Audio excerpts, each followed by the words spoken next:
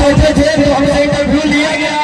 मैंने बोला चुनाव लड़ूंगा ये तय है, किस जगह से लड़ूंगा, किस पार्टी से लड़ूंगा ये तय नहीं है, बस चुनाव जरूर लड़ूंगा। तो भैया हो, मैं अपने जाने अवसर की कहानी हमारे गाने के मुद्दा बना देने से। अब बताइए ये गाने कोई मुद्दा होता है? हाँ?